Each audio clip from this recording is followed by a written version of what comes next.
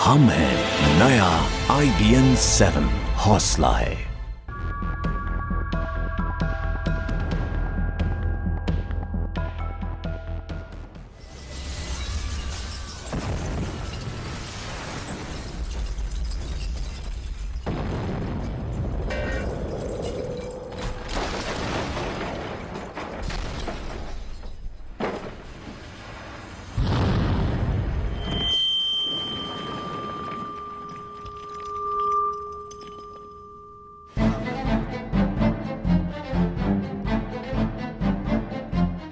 देश का सबसे बड़ा दुश्मन, मोस्ट वांटेड अपराधी पुलिस, CBI और इंटरपोल को है जिसकी तलाश। वो है अंडरवर्ल्ड डॉन दाऊद इब्राहिम। वो खतरनाक अपराधी जिसके एक फोन कॉल से मुंबई में मच जाता है हड़कंप। वो माफिया जिसके इशारों पर चलता है मुंबई का काला धंधा। वो दाऊद जिसे पूरी सरकारी मशीनरी बीते 2 दशकों से खोज रही है। वो दाऊद जिसके पाकिस्तान में छिपे होने का दावा करती है सरकार। लेकिन दाऊद असल में है कहां, ये पक्के तौर पर कोई नहीं जानता। 25 साल पहले ऐसे दिखता था दाऊद, लेकिन अब वो कैसा दिखता है ये भी शायद कोई नहीं जानता। मुंबई के अंडरवर्ल्ड में सिर्फ आवाज के दम पर चलती है दाऊद की दबंगई। फोन कॉल और ईमेल के जरिए चलते हैं सारे काले धंधे। लेकिन अब वो आवाज खामोश है। लंबे अरसे से नहीं आया है दाऊद का फोन। दाऊद का दाहिना हाथ छोटा शकील भी चुप है। इस चुप्पी से मुंबई अंडरवर्ल्ड में बढ़ रही है बेचैनी। उठ रहे हैं कई सवाल। आखिर कहां है दाऊद? अपने गुर्गों से क्यों नहीं कर रहा है बात?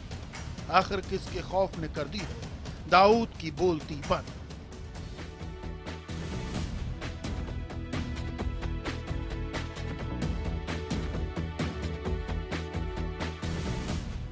आखिर क्यों खामोश है दाऊद? खौफ का दूसरा नाम कहा जाने वाला दाऊद आखिर किससे डरा हुआ है? उसने आखिरी बार पिछले साल अपनी बहन हसीना के घर फोन किया था, वो भी नाम बदलकर। आखिर दाऊद ने ऐसा क्यों किया? उसके बाद से दाऊद ने अपने परिवार, रिश्तेदार या गुर्गों को एक भी कॉल नहीं किया है। कहीं ऐसा तो नहीं कि दाऊद को अपने पकड़े जाने का डर सता रहा है?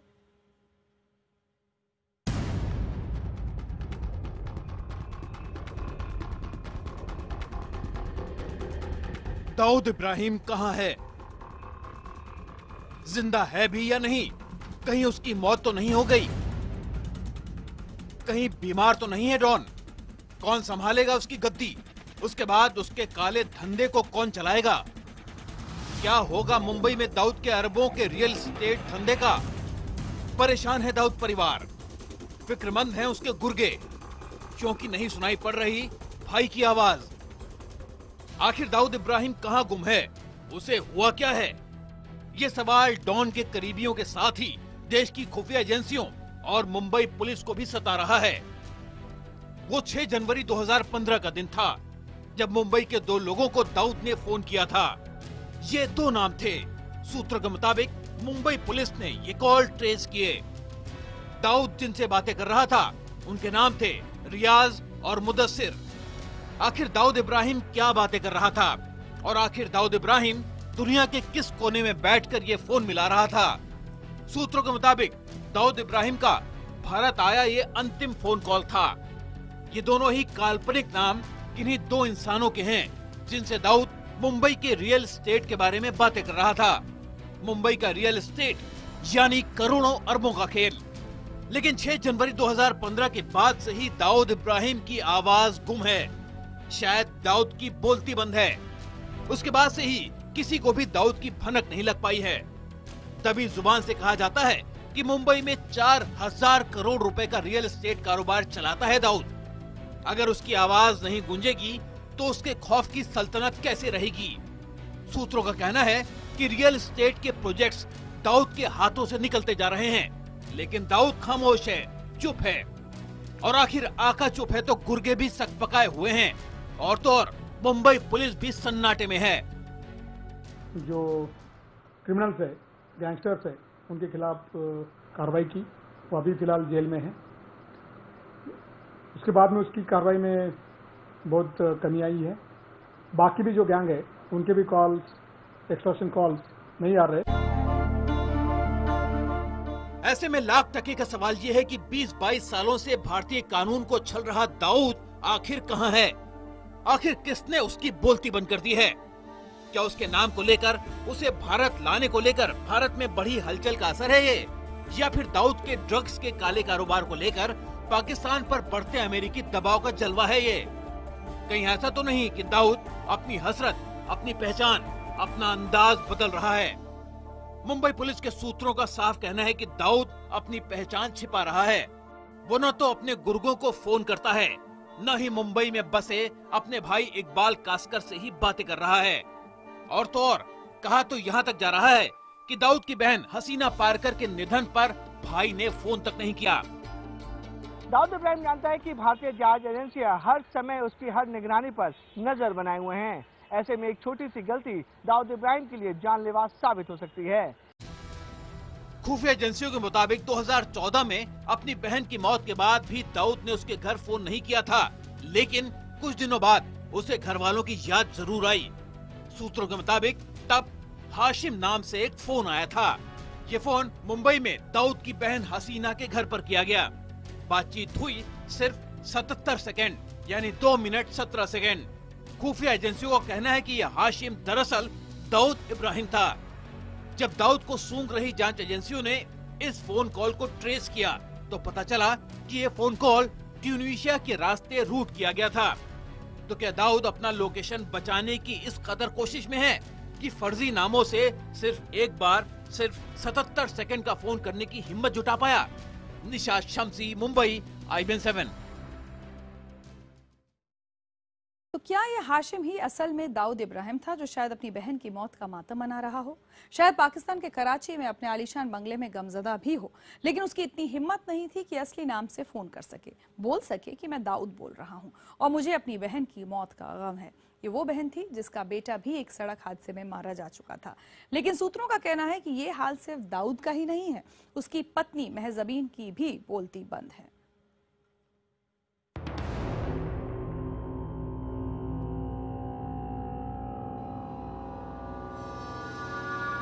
कास्कर खानदान एक लंबा चौड़ा कुनबा है। इसमें 20 से ज्यादा सदस्य हैं, लेकिन अफसोस इस खानदान की बदनामी ने ही उसे नाम दिया। बदनामी का सरदार बना खुद दाऊद इब्राहिम। मुंबई पुलिस के सूत्र बता रहे हैं कि अंडरवर्ल्ड डॉन की बीवी महजबीन के फोन भी मुंबई आने बंद हो गए हैं। इससे पहले वो अक्सर अपने घर वालों का हाल चाल फोन पर लिया करती थी, लेकिन पिछले 3 महीनों से वो भी अपने मियाँ की तरह खामोश है। इतना ही नहीं, दाऊद का दाहिना हाथ समझा जाने वाला छोटा भाई छोटा शकील भी 3 महीनों से अज्ञातवास में है। दाऊद के दूसरे करीबी भी खामोश बैठे हैं। सूत्रों का कहना है कि पाकिस्तान सरकार पर पड़ रहे चौतरफा दबाव से दाऊद शायद घबराहट में है। हालांकि जानकार इसे सोची समझी रणनीति भी बता रहे हैं। उनका कहना है कि दाऊद इसकी तैयारी कई सालों से कर रहा था। कारोबारियों और फिल्मी हस्तियों से हफ्ता वसूली के बजाय वो रियल एस्टेट बिजनेस पर ही ज्यादा ध्यान दे रहा था। दाऊद के करीबियों का कहना है कि दाऊद खास तौर पर मुंबई के भिंडी बाजार रीडेवलपमेंट प्रोजेक्ट को हासिल करना चाहता था। ये प्रोजेक्ट 15,000 करोड़ रुपए का है। सूत्रों के मुताबिक इस प्रोजेक्ट को हासिल करने के लिए दाऊद ने एड़ी चोटी का जोर लगा दिया। उसने मुंबई के बड़े बिल्डरों को इससे दूर रहने की धमकी तक दे डाली। कहा जाता है कि परछाई के पीछे दाऊद का भाई इकबाल कास्कर दरअसल मुंबई में इस प्रोजेक्ट को देखने वाला था, लेकिन बीते 3 महीनों से दाऊद का कोई फोन नहीं आया और आखिर भिंडी बाजार रीडेवलपमेंट प्रोजेक्ट भी उसके हाथ से निकल गया। हैरत की बात ये कि इसके बाद भी दाऊद ने फोन नहीं किया। सूत्रों का कहना है कि दाऊद इब्राहिम अपने रियल एस्टेट के धंधे के सिलसिले में अलग अलग पहचान बताकर लोगों से बात करता है ताकि वो खुफिया एजेंसी के रडार पर न आ सके। बताया जा रहा है कि Dawood Ibrahim multiple server system और VIP के जरिए कॉल करता है और ये सारे कॉल को ट्रैक करना काफी ज्यादा मुश्किल होता है। पुलिस का एक खुफिया तंत्र होता है, नजर होती है, उसके बारे में हम जानकारी लेते हैं और उसके ऊपर कार्रवाई करते हैं। तो क्या ये माना जाए कि दाऊद छुपा हुआ है? क्या ये कहा जा सकता है कि दाऊद किसी बिल में दुबका हुआ है? और क्या ऐसे में ये भी माना जा सकता है कि देश के गृह मंत्री का ये वादा भविष्य का कोई संकेत दे रहा है। पाकिस्तान को चाहे हमें परसू करना हो, चाहे पाकिस्तान पर हमें प्रेशर बिल्डअप करना हो, हम दाऊद को लाकर ही रहेंगे।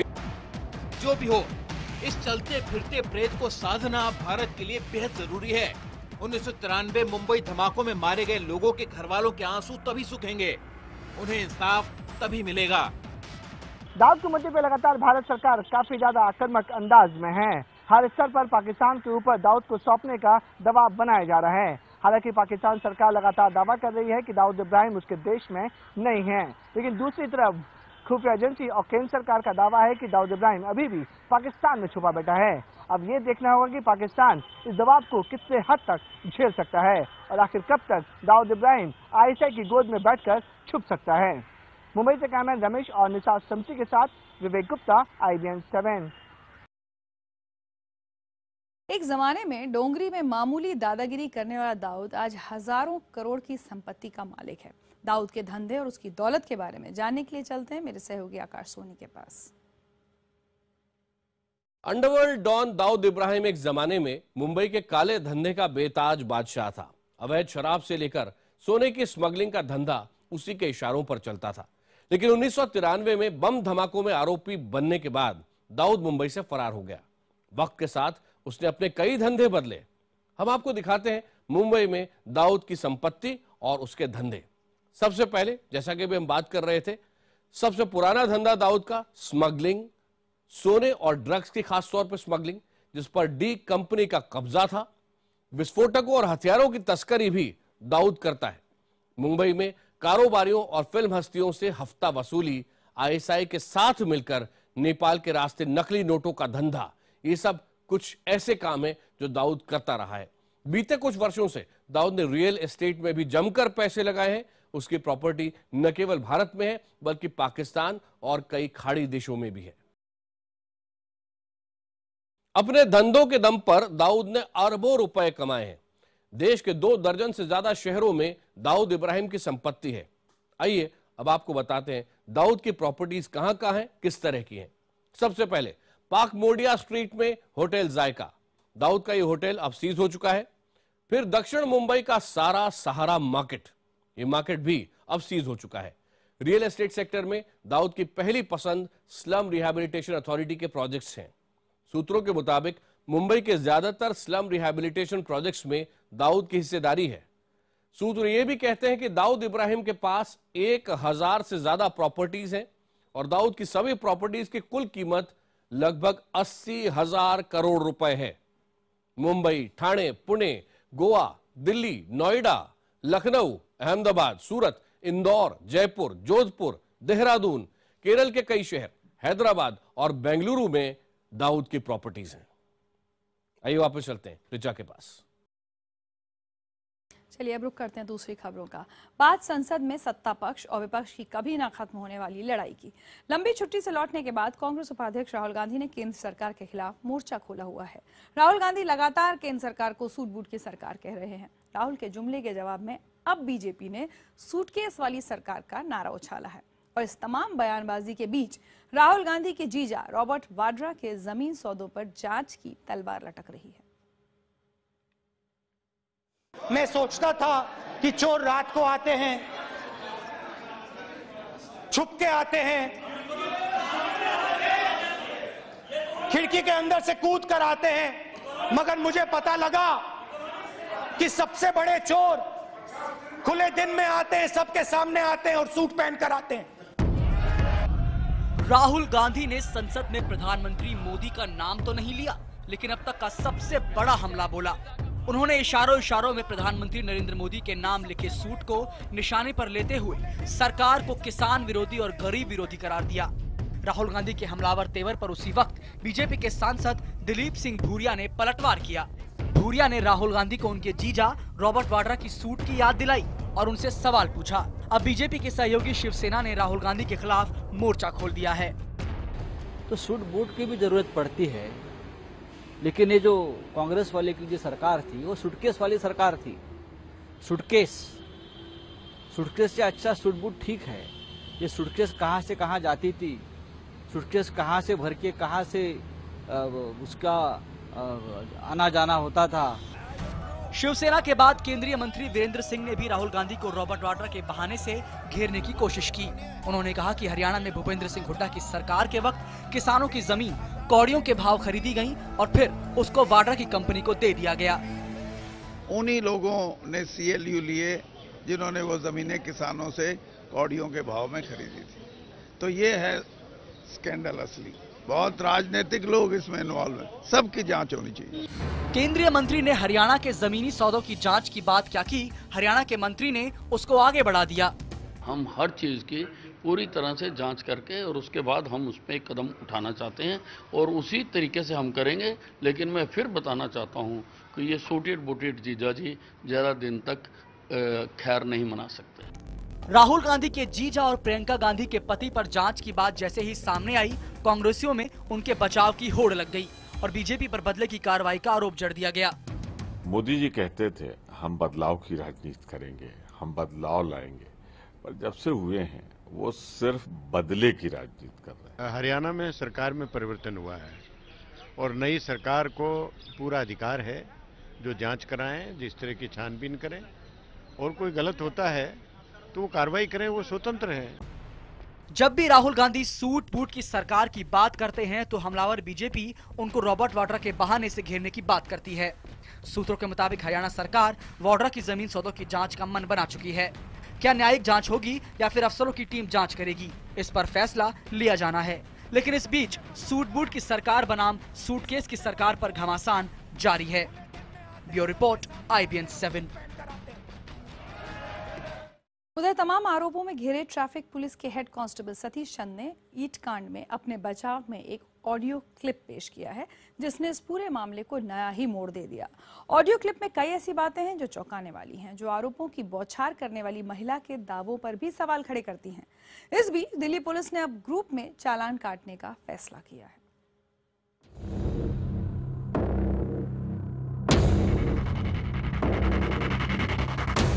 इन तस्वीरों को आप भूले नहीं होंगे। तस्वीरें जिन्होंने देश की राजधानी में पुलिस के गुंडाराज का चेहरा पेश किया। लेकिन कई बार खबर के दो पहलू होते हैं और दूसरा पहलू सामने आते ही पहला धुंधलाने लगता है। दिल्ली के मथुरा रोड पर हुए इस ईंट कांड में भी हुआ है एक खुलासा जो आपको सोचने पर मजबूर कर देगा। इस मामले में सामने आई है एक ऑडियो क्लिप जिसमें हेड कांस्टेबल सतीश और महिला के बीच का विवाद कैद है। पहले आपको सुनवाते हैं वो पूरा झगड़ा। कर दो, मतलब कि ड्रामे मत करो। होगा तो दिखाओ। दिखा के क्या करना है? क्यों? क्या करना? चालान करेंगे।